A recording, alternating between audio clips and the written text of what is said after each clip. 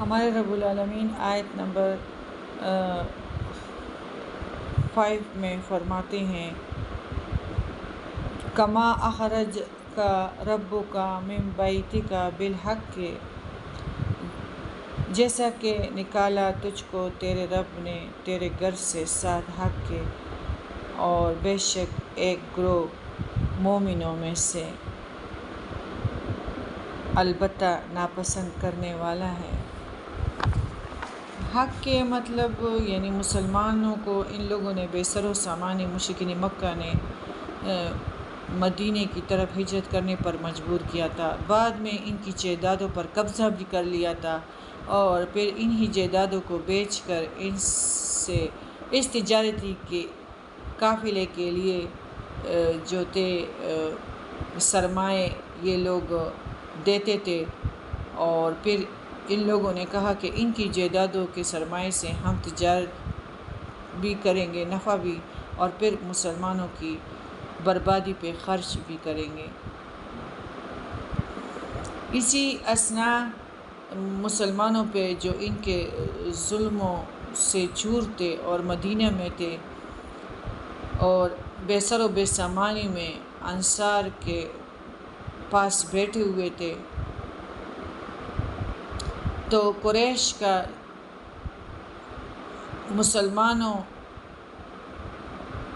مسلمانوں کے مال سے یہ قافلہ جو تھا وہ لدا ہوا تھا، اور اس میں یعنی بہت سارا مال جو تھا وہ مسلمانوں ہی کا تھا، اور قریش کا یہی قافلہ ابو سفیان کی سرکردگی میں شام سے واپس مکہ جا رہا تھا۔ اس قافلے کے محافظ تو صرف 40 آدمی تھے۔ یہ قافلہ 1000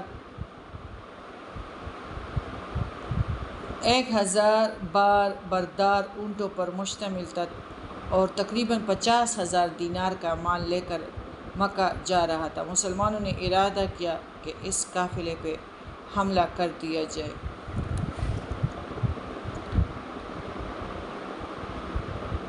بصیہ کو ہمارے پیارے نبی نے بھیجا، تو اس نے خبر سنائی کہ آپ صلی اللہ علیہ وسلم کے اس طرف سے وہ گزر رہے ہیں بدر کے مقام سے۔ پیارے نبی کریم صلی اللہ علیہ وسلم باہر تشریف لے آئے اور فرمایا ہمیں قافلے کی طلب ہے، لہٰذا جس کے پاس سواری ہو وہ ہمارے ساتھ چلے۔ بعض لوگوں نے دور کے مقام سے اپنی سواری لانے کی اجازت طلب کی۔ آپ صلی اللہ علیہ وسلم نے فرمایا نہیں، جس کی سواری حاضر ہے وہ چلے۔ پھر آپ صلی اللہ علیہ وسلم اصحابہ کے ساتھ روانہ ہوئے۔ حالات کچھ اس طرح کے تھے کہ ابو سفیان کو بھی مسلمانوں کے اس ارادے کی خبر ہو گئی، تو اس نے قافلے کی حفاظت کے لیے ایک تیز رفتار سوار کو مکہ بھیج دیا۔ کفار مکہ کو مسلمانوں کے اس ارادے سے مطلع کر دیا۔ وہ لوگ بھی ادھر سے 1000 آدمی پر مشتمل لشکر ابو جہل کی سرکردگی میں تجارتی قافلے کی حفاظت کے لیے روانہ ہو گیا۔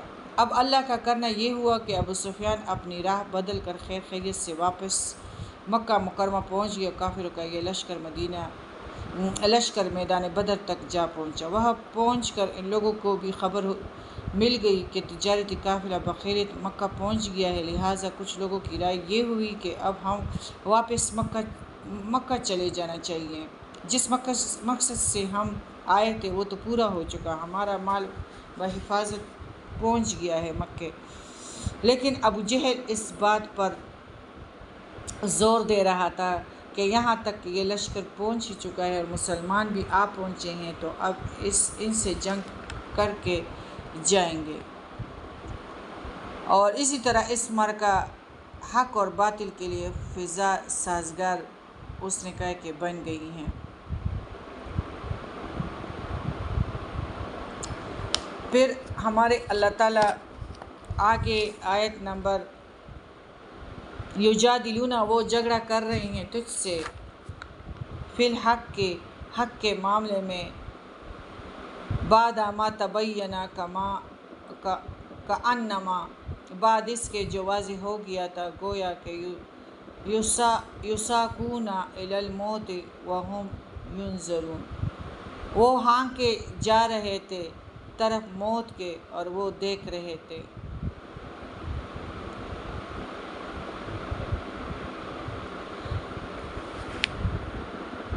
ان کا یہ مطلب تھا جو شام سے سامان لایا جا رہا ہے مسلمان یعنی اس کو لوٹ لیا جائے۔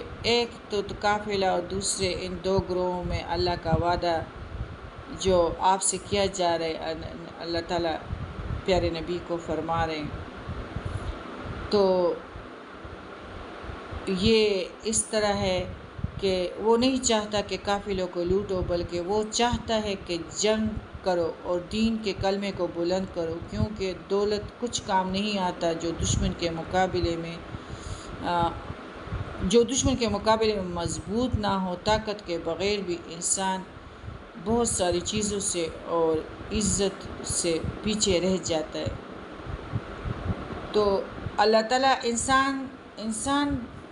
انسان جو چاہتا ہے، اس کی جو عقل ہے وہ اللہ کے سامنے کچھ بھی نہیں ہے۔ اللہ تعالیٰ کی ہر چیز میں حکمت ہی ہوتا ہے۔ تو اللہ تعالیٰ فرما رہے تھے کہ طاقت کے بغیر بھی انسان بہت ساری چیزوں عزت اور شان و شوکت سے پیچھے رہ جاتا ہے، اور اللہ تعالیٰ چاہتا ہے کہ ثابت کر دے حق کو اور ناپسند کرے باطل کو اور کافر کو۔ تو اللہ تعالیٰ نے ان کو یعنی لوٹنے کی بجائے اللہ تعالیٰ کی بعض آزمائش میں بہت ہی جو ہے فائدہ ہوتا ہے، اور اللہ تعالیٰ بہت ہی فائدے دیتا ہے، لیکن انسان جو ہے وہ سمجھتا نہیں ہے۔ ہمارے رب العالمین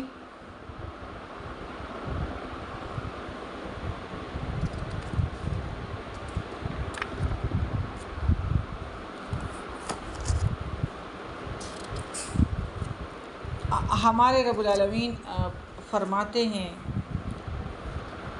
اور وہ اسی طرح حق پہ جگڑ رہے ہیں۔ یہی ہے سچے مومن، ان کے لیے پروردگار کے ہاں درجات ہے، بخشش ہے اور عزت کی روزی ہے، جیسے کہ آپ کا پروردگار آپ کو آپ کے گھر سے جنگ بدر کے موقع پر حق کام کے لیے نکال لایا تھا۔ مسلمانوں کو بھی ایسے ہی نکلنا چاہیے تھا۔ حالانکہ مومنوں کا ایک گروہ وہ اس بات کو پسند نہیں کرتا تھا کہ وہ آپ سے حق کے بارے میں جھگڑا کرتے تھے، حالانکہ حق ظاہر ہو چکا۔ ان کا یہ حال تھا جیسے وہ موت کی طرف ہانکے جا رہے، وہ موت کو آنکھوں سے دیکھ رہے ہیں۔ اور جب اللہ نے تم سے وعدہ کیا تھا کہ دونوں گروہوں میں سے ایک تمہارا ہوگا، اور تم یہ چاہتے تھے کہ غیر مصلح گروہ تمہارے ہاتھ لگ جائے، جبکہ اللہ یہ چاہتا تھا کہ اپنے ارشادات سے حق کو حق دکھائے اور کافروں کی جڑ کاٹ کر رکھ دے۔ اللہ کی حکمت اور ہے، انسان کی عقل اور ہے، تاکہ اللہ حق کو حق کر دکھائے اور باطل کو مٹا دیں، اور یہ مجرموں کو ناگوار ہو۔ مسلمان تجارتی قافلہ پر حملہ کی غرض سے نکلے تھے۔ جب انہیں معلوم ہوا کہ 313 آدمیوں کو شاید کفار کے 1000 مسلح لشکر سے جنگ کرنا پڑے، تو ان میں سے کچھ لوگوں کو یہ بات سخت ناگوار گزری۔ موت انہیں منہ کھولے سامنے نظر آنے لگی۔ ان کا تقاضا یہ تھا کہ جب اللہ نے ہمیں 2 گروہوں تجارت پر یا کفار کے لشکر فتح میں سے ایک کا وعدہ کیا ہے، تو پھر ہمیں تجارتی قافلے کا مال ملنا چاہیے تھا، اور مال بھی بہت ہاتھ اس سے آئے گا۔ مگر اللہ کی حکمت کچھ اور تھی، اور آپ نے خود بھی کفار سے مارکے کو ہی درست قرار دیتے تھے۔ آپ صلی اللہ علیہ وسلم درست قرار دیتے تھے۔ آپ صلی اللہ علیہ وسلم نے یہ بھی مشورہ کرنا ضروری سمجھا، اور بالخصوص انصار اپنے معاہدے کی روح سے اس بات کے تو پابند تھے کہ اگر مدینے پر کفار کا حملہ ہو تو آپ کا ساتھ دیں گے، مگر یہ حملہ مدینے پر نہیں تھا، لہٰذا ان انصار سے مشورہ ضروری تھا۔ اس مشورے کے اس طرح تھا کہ سیدنا انس فرماتے ہیں کہ جب رسول اللہ کو ابو سفیان نکل جانے کی اطلاع ملی تو آپ صلی اللہ علیہ وسلم نے صحابہ کرامہ سے مشورے کیا۔ ابوبکر اور ساروں نے کہا کہ انشاءاللہ ہم آپ کے ساتھ ہی ہوں گے، اور ہم بنی اسرائیل کی طرح آپ سے یہ نہیں کہیں گے کہ آپ جائیں۔ اس سے نبی کریم صلی اللہ علیہ وسلم خوش ہوئے۔ اس مشورے کے بعد آپ صلی اللہ علیہ وسلم نے کفار کے مسلح لشکر کی طرف بڑھنے کا ارادہ کیا، اور اللہ کی بھی یہی مشیت کی کہ حق اور باطل میں فیصلہ کن معرکہ ہو، اور اسی طرح مسلمانوں کو پوری طرح جانچنے کے بعد کامیابی سے ہمکنار کرے اور اپنا وعدہ پورا کرے۔ دوسری طرف ابو جہل کی ضد کافروں کے مقابلے میں میدان میں گھسیٹ کر لے آئی۔ اسی طرح اللہ جس طرح حق و باطل کے معرکے میں کفر کا سر توڑنا چاہتے تھے، اس کے اسباب پیدا ہو گئے۔ یعنی جس طرح بعض اموال غنیمت کے لوٹنے والوں کو اللہ کا فیصلہ ان کو تابع پہ ناگوار گزرا، اس طرح یہ بات بھی بعض مسلمانوں کو ناگوار گزری کہ اللہ نے آپ کو گھر سے حق و باطل کا معرکہ کرنے یا حق کو غالب اور سربلندی کرنے اور باطل کا سر کچلنے کے لیے نکالا تھا، تجارتی قافلہ کو لوٹنے کے لیے نہیں نکالا تھا۔ اور یہی بات بعض مسلمانوں کو اتنی ناگوار تھی کہ وہ لڑائی کو موت کے منہ میں جانے کے مترادف سمجھ رہے تھے۔ ان کا جھگڑا اس حق و باطل کی جنگ کے سلسلے میں تھا۔ وہ کہتے تھے کہ جب اللہ نے ہم سے دو باتوں میں سے کسی ایک کا وعدہ کر رکھا ہے تو آخر ہم لڑائی ہی کی راہ کیوں اختیار کرے، اور کیوں نہ تجارتی قافلے کا تعاقب کرے اور ان کے پیچھے بھاگے۔ اب نبی کریم صلی اللہ علیہ وسلم بھی غزوہ بدر کے مقام پہ قبلے کی طرف رخ کر کے ہاتھ پھیلائے رہے، اور اسی طرح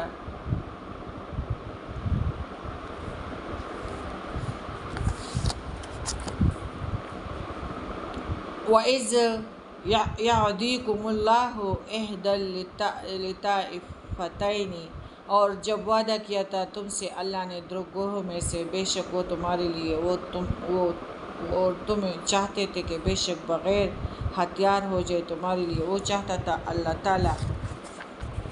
تعالیٰ ثابت کر دے حق کے ساتھ اپنے کلمات کو، اور کاٹ دے جڑے کافروں کی، لِيُحِقَّ الْحَقَّ وَيُبْطِلَ الْبَاطِلَ وَلَوْ كَرِهَ الْمُجْرِمُونَ، تاکہ ثابت کر دے حق اور باطل کو، کر دے باطل اگرچہ ناپسند کرے مجرم لوگ۔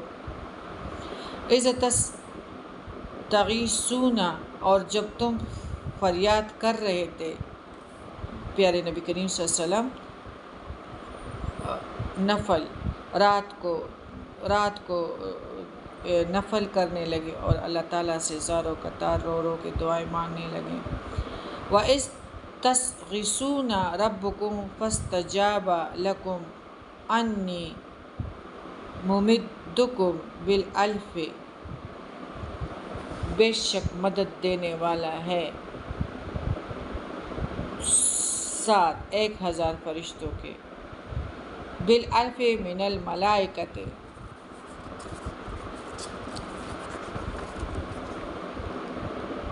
مردفین، یعنی ایک دوسرے کے پیچھے آنے والے، آگے پیچھے آنے والے، یعنی 1000 ہو سکتے ایک دوسرے کے پیچھے والے، 1000 ایک دفعہ، 1002، 1003، 1004 اور 5 مرتبہ 1000، یعنی 5 مرتبہ، یعنی پے در پہ 1000 فرشتے آپ کے مدد کے لیے آئے گی۔ وَمَا جَعَلَهُ اللَّهُ إِلَّا بُشْرَىٰ وَلِتَطْمَئِنَّ بِهِ قُلُوبُكُمْ وَمَا النَّصْرُ إِلَّا مِنْ عِندِ اللَّهِ إِنَّ اللَّهَ، بے شک اللہ تعالیٰ، اور خوشخبری اور تاکہ مطمئن ہو جائے ساتھ اس کے دل، یعنی کافروں کے دلوں پہ رعب ڈالنے والے، اور مسلمانوں کے دل مطمئن ہو جائیں۔ وَمَن نَصْرُ، اور نہیں مدد مگر إِلَّا مِنْ عِنْدِ اللَّهِ، اللہ کے پاس ہے، إِنَّ اللَّهَ عَزِیزٌ حکیم، اور بے شک اللہ تعالیٰ زبردست حکمت والا ہے۔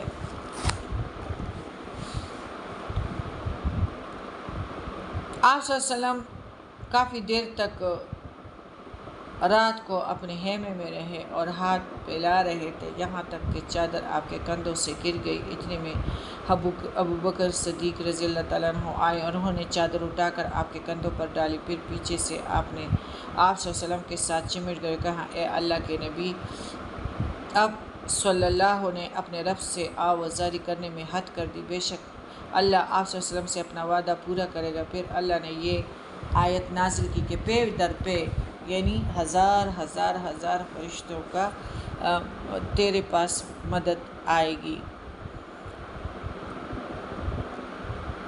یہ بات اللہ تعالیٰ نے تمہیں صرف اس لیے بتائی کہ تم خوش ہو جاؤ اور تمہارے دل مطمئن، ورنہ مدد تو جب بھی ہو اللہ ہی کی طرف سے ہوتے، یقیناً اللہ بڑا زبردست اور حکمت والا ہے۔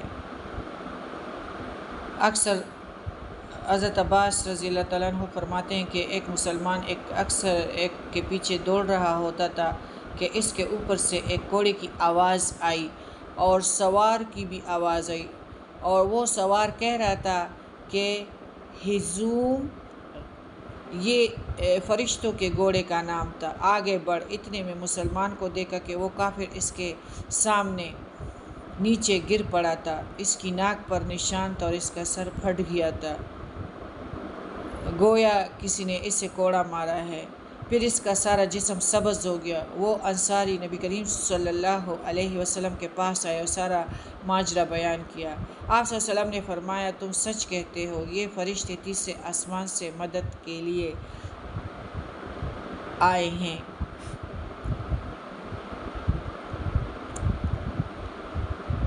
اور وہ یہ وقت یاد کرو جب اللہ نے اپنی طرف سے تمہارے خوف دور کرنے کے لیے تم پر غنودگی طاری کر دی اور آسمان سے تم پر بارش برسا دی تاکہ تمہیں پاک کر دے اور شیطان کی ڈالی ہوئی نجاست تم سے دور کر دے اور تمہارے دلوں کو مضبوط کر دے اور تمہارے قدم جما دے۔ جب آپ کے پروردگار کا فرشتوں کو حکم دے رہا تھا کہ میں تمہارے ساتھ ہوں، لہٰذا مسلمانوں کے قدم جمائے رکھو، میں ابھی کافروں کے دل میں رعب ڈال دوں گا، پس تم ان کے گردنوں کو اور ہر جوڑ پر ضرب لگاؤ۔ یہ اس لیے تھا کہ انہوں نے اس کے رسول کی مخالفت کی تھی، اور جو اللہ اور اس کے رسول کی مخالفت کرے تو اللہ ایسے لوگوں کو سخت سزا دینے والا ہے۔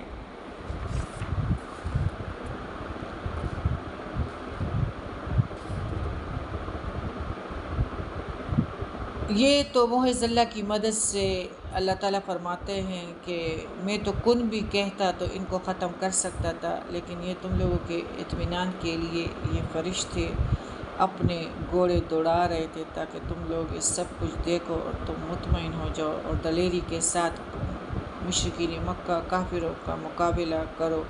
یہ تو محض اللہ کی مدد تمہیں میسر ہے، لہٰذا یہ مال اللہ اور اس کے رسول کا ہی ہے، اللہ کا رسول جسے چاہے اسے تقسیم کرے۔ ہوا یہ تھا کہ میدان بدر میں مسلمانوں کے پہنچنے سے پہلے کافر پہنچ کر ایک پکی زمین پر ان لوگوں نے پڑاؤ ڈالا۔ جو جگہ مسلمانوں کے پڑاؤ کے لیے میسر آئی وہ ریتیلی تھی اور بلندی پر واقع تھی، وہاں نہ کچھ پانی تھا اور اس کے بجائے گرد و غبار۔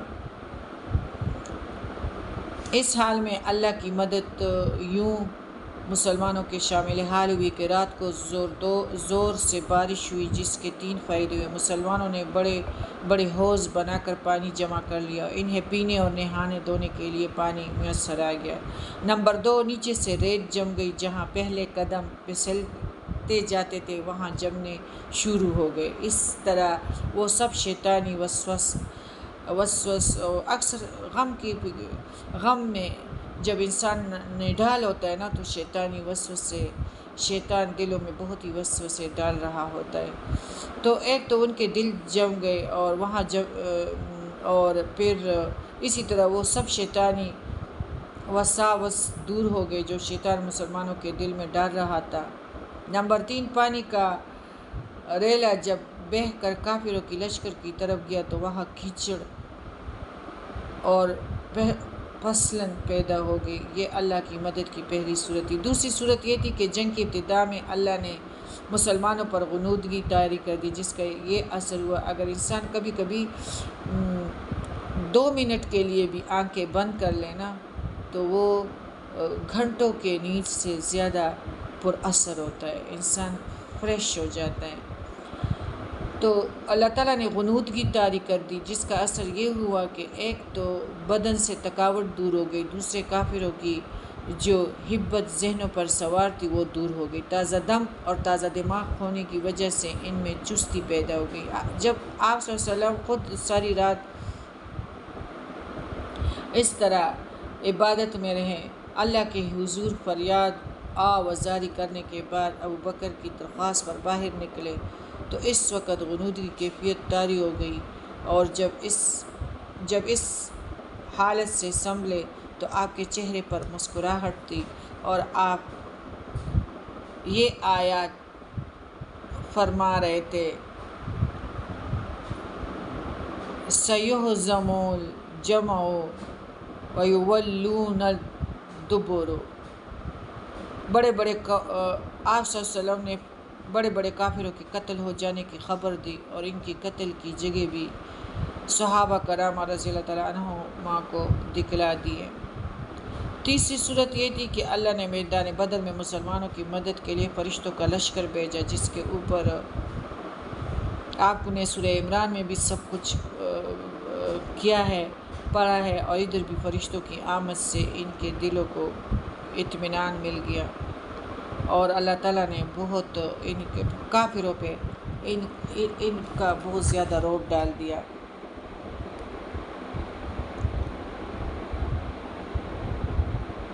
اور جس نے اس کے رسول کی مخالفت کی، اور جو اللہ اور رسول کی مخالفت کرے تو اللہ تعالیٰ ایسے لوگوں کو سخت سزا دیتے ہیں۔ نبی کریم صلی اللہ علیہ وسلم کو جس طرح یہ لوگ تکلیف دیتے تھے تو وہ تو ساروں کو سورہ بقرہ میں بھی اور قرآن شریف میں جگہ جگہ کہ یہ کافر ہنستے تھے، اور اکثر سجدوں سے بھی منع کرتے تھے، اور کبھی سر پہ اجری رکھتے تھے، اور یعنی کئی دفعہ ان لوگوں نے، اور پھر ایک دوسرے پر گر کے لوٹ پوٹ ہنسی سے ہوتے تھے اور گر پڑتے تھے۔ آپ صلی اللہ علیہ وسلم ایک دن سجدے میں ہی پڑے تھے اور سر نہیں اٹھا سک رہے تھے کہ یعنی نبی کریم صلی اللہ علیہ وسلم کے سر پہ اجری کو رکھا تھا۔ پھر آپ صلی اللہ علیہ وسلم کی بیٹی فاطمہ آئی اور اس نے اٹھا کر پھینکا، تب آپ صلی اللہ علیہ وسلم نے سر اٹھایا اور دعا کی، یا اللہ قریش سے نپٹ لے۔ آپ نے 3 بار الفاظ دہرائے۔ جب آپ صلی اللہ علیہ وسلم یہ بد دعا کر رہے تھے تو کافروں پہ گراں گزرا، کیونکہ وہ سمجھتے تھے کہ اس شہر میں دعا قبول ہوتی ہے۔ آپ صلی اللہ علیہ وسلم نے نام لے کر بعد دعا دی، ابو جہل سے نمٹ لے، عتبہ بن ربیعہ، شیب بن ربیعہ، ولید بن عتبہ، امیہ اور عقبہ، ساروں کے نام لیے باقاعدہ۔ تو یہی بد دعا تھی کہ ان ساروں کو ایک پھر بدر کے مقام پر ان کی لاشیں کنویں میں پھینکی گئی۔ اللہ تعالیٰ فرماتے ہیں اور کافروں سے فرمایا، یہ عذاب تو اب چکھو، اور اس کے علاوہ کافروں کو دوزخ کا عذاب ہوگا۔ اے ایمان والو، جب میدان جنگ میں تمہارے کافروں سے مڈبھیر ہو تو کبھی پیٹھ نہ پھیرنا، اور جو شخص اس دن سے پیٹھ پھیرے گا الا یہ کہ وہ کوئی جنگی چال چل رہا ہو یا مڑ کے اپنی دستہ فوج کو ملنا چاہتا ہو، تو ایسا آدمی اللہ کے غضب میں آ گیا، اس کا ٹھکانہ جہنم ہوگا، اور وہ بری جگہ ہے۔ میدان بدر میں کافروں کو تم نے قتل نہیں کیا تھا، بلکہ انہیں اللہ تعالیٰ نے مارا تھا، اور جب آپ نے کافروں کی طرف ریت کی مٹھی پھینکی تھی وہ آپ نے نہیں بلکہ اللہ نے پھینکی تھی، اور یہ اس لیے تھا کہ اللہ تعالیٰ اپنی طرف سے مومنوں کو ایک اچھی آزمائش سے گزار دے، اور اللہ تعالیٰ یقیناً سب کچھ جاننے والا سننے والا ہے۔ معاملہ تو تمہارے ساتھ ہو، اللہ یقیناً کافروں کی تدبیر کو کمزور کرنے والا ہے۔ مکے والوں کو اگر تم فیصلہ ہی چاہتے ہو تو وہ اب تمہارے پاس آ چکا ہے، اب اگر باز آ جاؤ تو یہ تمہارے حق میں بہتر ہے، اور اگر پہلے سے کام کرو گے تو ہم بھی ایسا ہی کریں گے، اور تمہاری جمعیت تمہارے کچھ بھی کام نہ آ سکے گی، خواہ وہ کتنی ہی زیادہ ہو، اور یقیناً اللہ ایمان والوں کے ساتھ ہے۔ اے ایمان والو، اللہ اور اس کے رسول کی اطاعت کرو، اور حکم سن لینے کے بعد اس سے سرتابی نہ کرو۔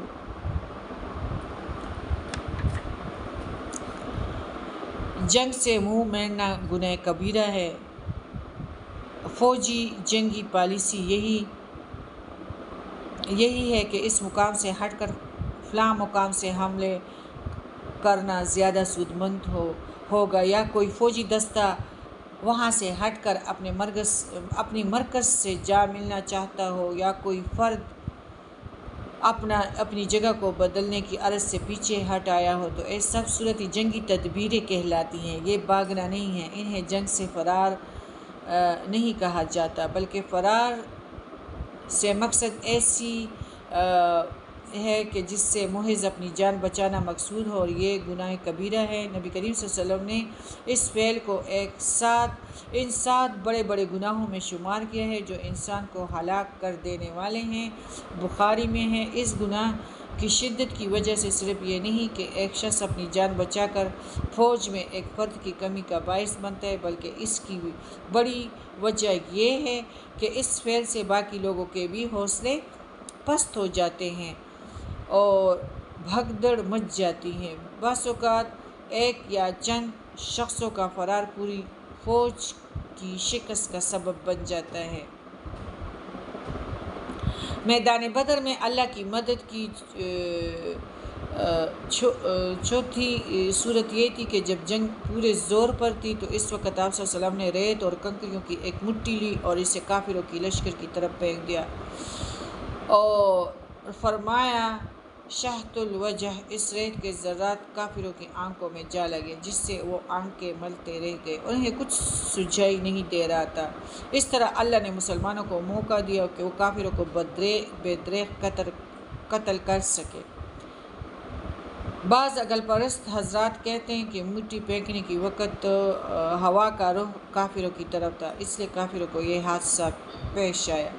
اب سوچنے کی بات یہ ہے کہ مٹھی بھر ریت کے ذرات آخر سب کافروں تک کیسے پہنچ گئی، بلکہ پھر یہ ذرات آنکھوں میں ہی کیوں جا لگے؟ کسی اور جگہ بھی لگ سکتے تھے۔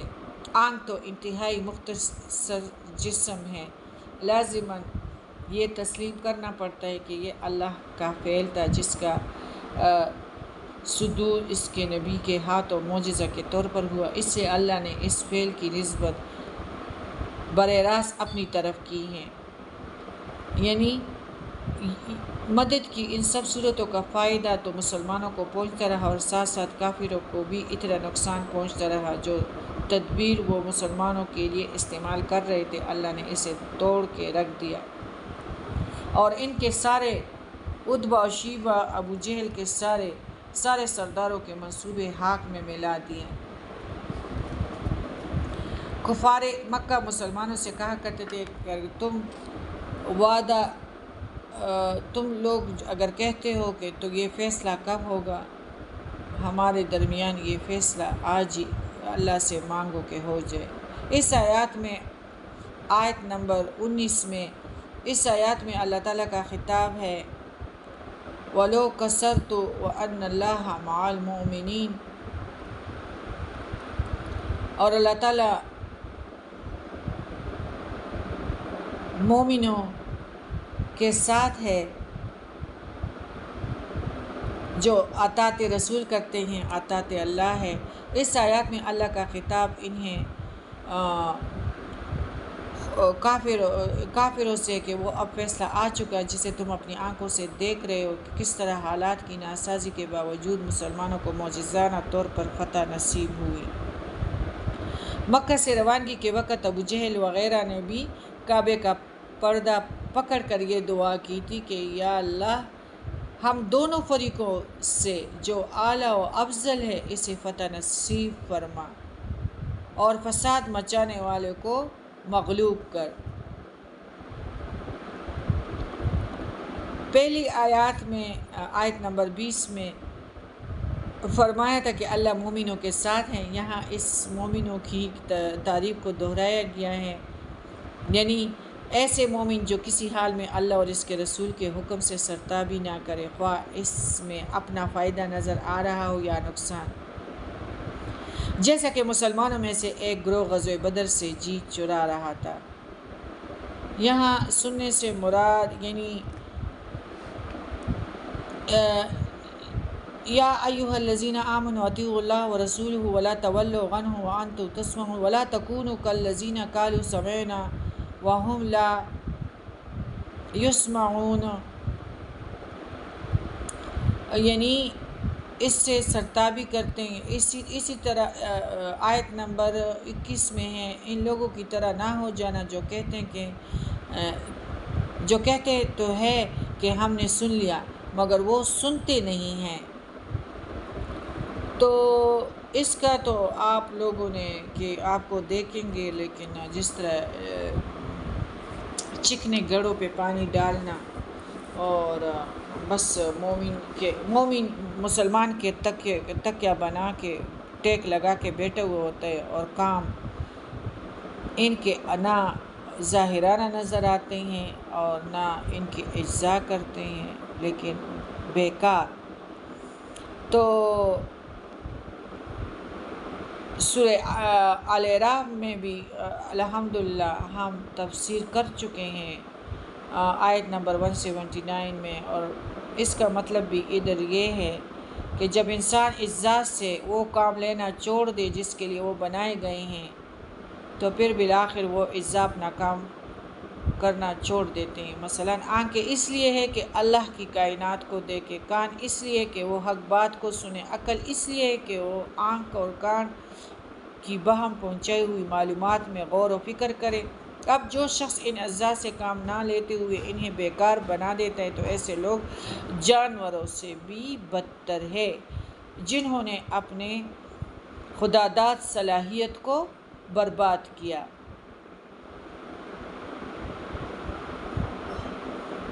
تو تسلیم کرنا چاہیے اور قبول کرنا چاہیے، اسی میں اللہ اور رسول کی اطاعت میں ہی زندگی ہے اور کامیابیاں ہیں اور عزت ہے۔ لیکن ہم فوراً جلدی دنیا والی چیزوں کو چاہتے ہیں۔ ہماری مطلب جو ہے صرف زندگی جو دنیا کی زندگی ہے اور فوراً چیزوں کو چاہتے ہیں، اور آخرت والی زندگی کو ہم نے بھلا دیا ہے۔ اس لیے تو لوٹ مار کا بازار بھی گرم ہے اور بے حیائی بھی زیادہ ہے، عبادتوں سے بھی جان چھڑواتے ہیں۔ انشاءاللہ ذوالحج بھی آنے والی ہیں اور ہم آزادانہ زندگی کو پسند کرتے ہیں۔ 24 گھنٹے ہم کہتے ہیں کہ ہمارے ساتھ گپ شپ کے لیے کوئی ہو، تو یہ زندگی تو نہیں ہے نا۔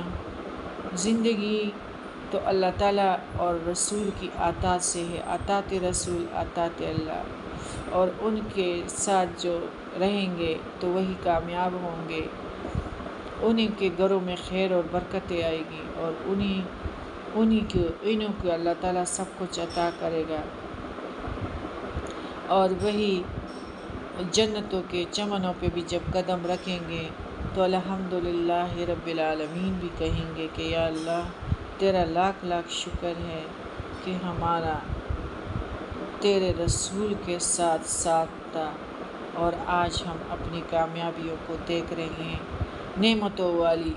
نعمتوں سے بھرپور زندگی ہمیں حاصل ہو گئی۔